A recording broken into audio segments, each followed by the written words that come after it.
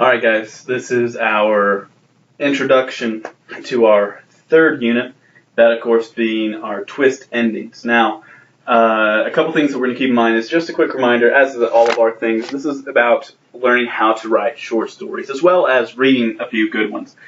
To go and get started, let's talk about twist endings overall. They've become really cliche in about the last 20 years. Things like The Sixth Sense, Fight Club. Anything that all of a sudden the end is, it was your best friend the whole time, or if it was really you and you were just in a parallel state of mind or multiple personality, whatever it is, yada, yada, yada. All of that stuff has kind of become cliche, so it's really kind of hard to find a good twist ending. So the twist endings that we're going to be looking at are a little bit more realistic, I guess, if there were such a things that you just don't expect to happen, or characters or points of reality that have been amended that we find out later on are different.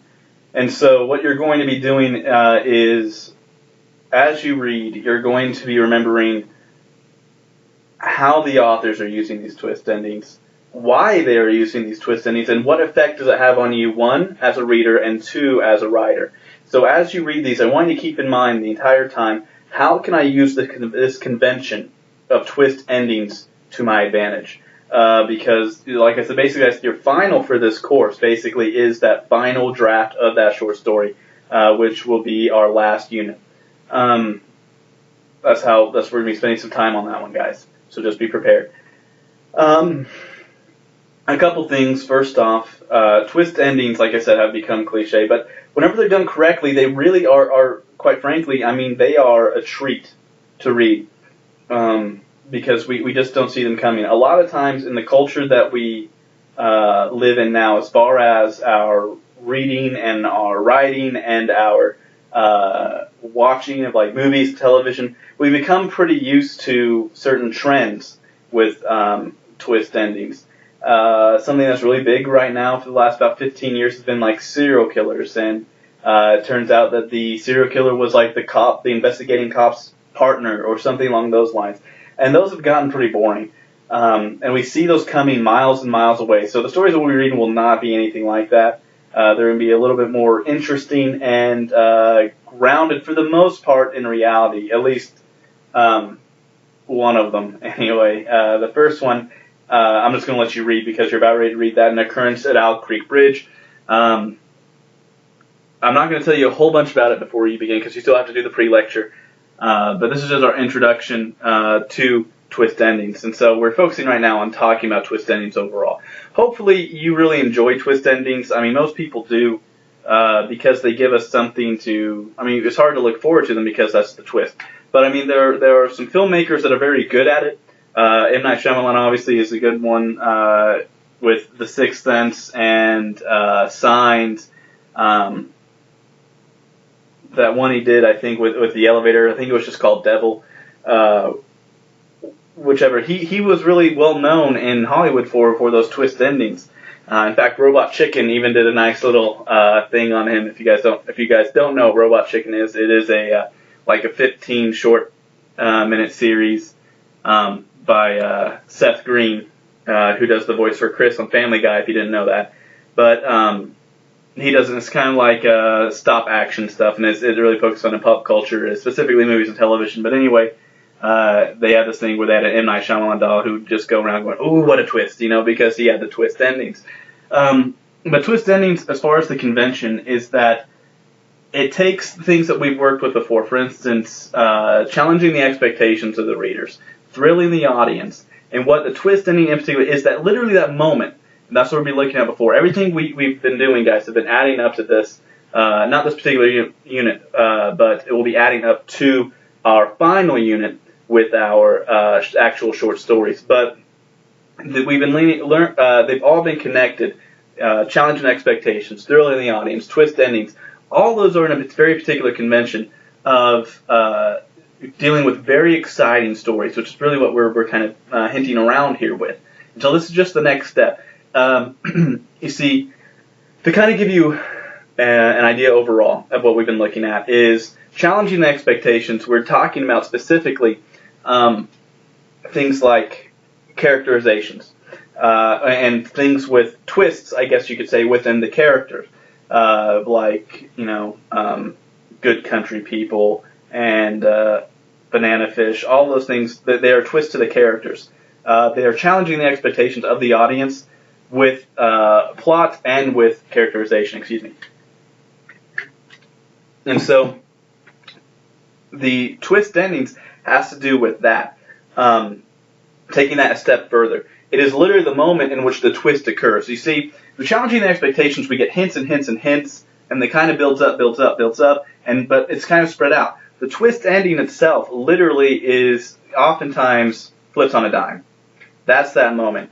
For instance, in the movie Fight Club and in the book Fight Club, if you've read or watched either, if you haven't, spoilers, just warn you right now. So either fast forward or pause or go around and go watch it, whatever it is. We find out that the main character is the one doing all this, that he is in fact himself and Tyler Durden, because he has multiple personalities going on. And that's the twist there. And it happens just like that. And he realizes that that's what's going on. He has this kind of confrontation with himself. And it kind of goes downhill from there. But anyway, it is literally the moment, the twist ending, the twist, that surprise is what it is. So keep this in mind, is where is that one moment where everything just twists on a dime, where everything just turns around. It does not necessarily have to be the climax of the story. It does not necessarily have to be rising action. It can be the resolution. It is literally the twist at the end, or it doesn't necessarily have to be at the end, but towards the end, where we are surprised and we are genuinely thrilled with what we have just read, for good or bad. It does not necessarily have to be a good thrill, like, oh, but more like, oh. Either one works, really, whatever you prefer. But keep that in mind as you go ahead and read our stories. The first one is an occurrence at Owl Creek Bridge by Ambrose. It's a really, really good one. Enjoy that. And then the other one is Good Country People. Now, Good Country People is written by Flannery O'Connor as well, who also wrote, I'm sorry, I think I got these confused. We're also going to be reading the second one, is A Good Man is Hard to Find, which is written by the same person, Flannery O'Connor, who wrote Good Country People. So keep that in mind. There's definitely similarities between particular characters in this, as far as their philosophy and the way they talk to and treat other people. So keep that in mind, because it's actually going to be dealt with in your quiz and with your blog for that particular one. And you probably will see something like that for your first unit. Anyway, so there's that. Enjoy. Make sure, guys, that you are turning in good quality work. On a side note, I've looked at some stuff and been pretty good. Oh, by the way, hopefully, if you're reading this will be up either Sunday night or Monday morning.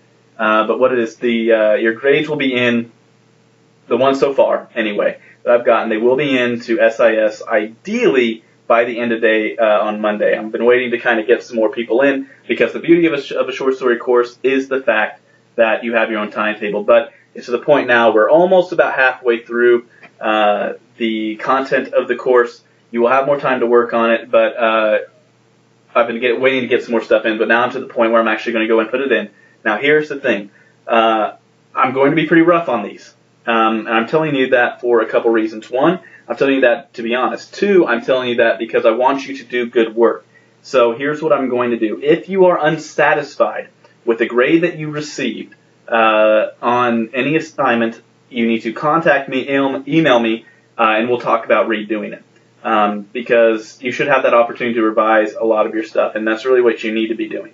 So if you're unhappy with the grade, email me, we'll talk about it, and most likely I'll just have you redo it so that you can get the better grade. Just because I really want you guys to see some stuff. And you might not even realize things until later on, to take some things into consideration. And a lot of these stories, guys, you need to kind of take some time to digest. You really, really do. And that's perfectly fine. If you want to, read the story, wait an hour, and get started on the work, it really is up to you. That's the beauty of an online course. It's your timetable. The dates I put on there is basically just kind of keep you even and kind of keep you paced. But, we've got time, okay? So use that. And if you're unsatisfied with the grade that you're going to be seeing here in the next day or so, then you need to go ahead and email me. We'll talk about it, and we'll see about letting you redo it. Anything else, guys? Email me. We're going to go ahead and get started. So click on your free lecture. Enjoy, and I'll see you here in a little bit.